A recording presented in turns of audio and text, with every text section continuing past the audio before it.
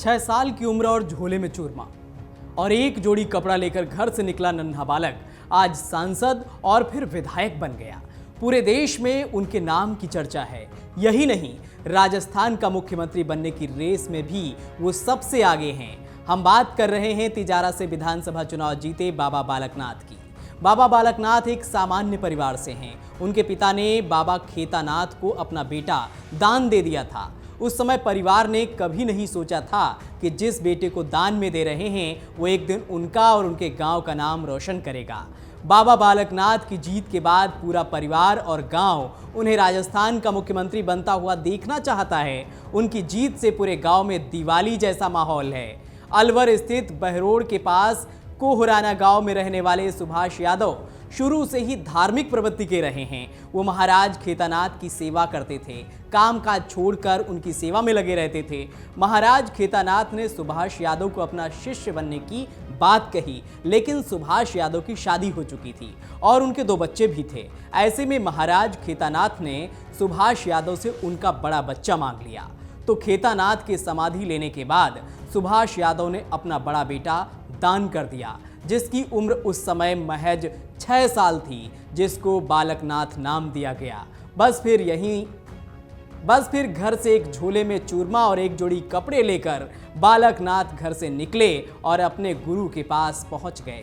वहीं उनका जीवन बीता। बालकनाथ रोहतक स्थित स्थल बोहर के महंत बने। उसके बाद अलवर से उन्होंने सांसद का चुनाव भी लड़ा। वो जीते और सांसद भी बन गए।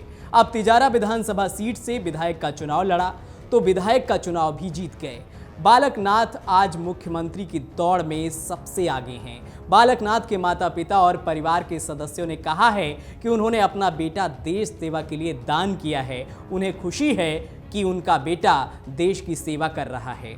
बालकनाथ की मां उर्मिला ने कहा कि मैं दिन रात बस यही दुआ करती हूं कि मेरा बेटा सीएम बने और देश की यूं ही सेवा करता रहे। पिता सुभाष यादव ने बालकनाथ के बचपन का वाकया सुनाते हुए बताया कि शुरुआत में जब वो अपना बच्चा दान कर रहे थे तब उनके मन में कई सवाल थे। वो संशय में थे कि क्या मैं जो कर रहा हूं वो सही है या नहीं। फिर मैंने सोचा कि शायद विधाता को यही मंजूर होगा, लेकिन जब से बालकनाथ साधु सन्यासी बनने के लिए घर से निकले तो कभी लौट कर नहीं आए, क्योंकि वो वहां खुश थे।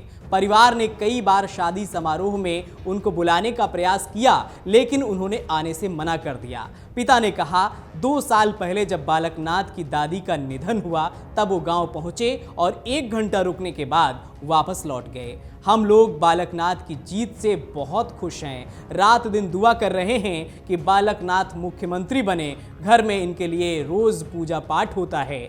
तो बालकनाथ से आखिर बाबा बालकनाथ कैसे बन गए ये तो आपने जाना, लेकिन ये सफर आसान नहीं था। कई चुनौतियों को पार करते हुए बाबा बालकनाथ ने ये मुकाम हासिल किया और इसलिए तमाम लोग आज उन्हें यूपी के सीएम योगी आदित्यनाथ से जोड़कर देख रहे हैं, क्योंकि योगी और बाबा बालकनाथ में कई समानताएं भी हैं। अगर आप ये वीडियो YouTube पर देख रहे हैं तो हमारे चैनल को सब्सक्राइब करें और बेल आइकन को दबाना ना भूलें। अगर आप Facebook पर ये वीडियो देख रहे हैं तो हमारे पेज को लाइक करें।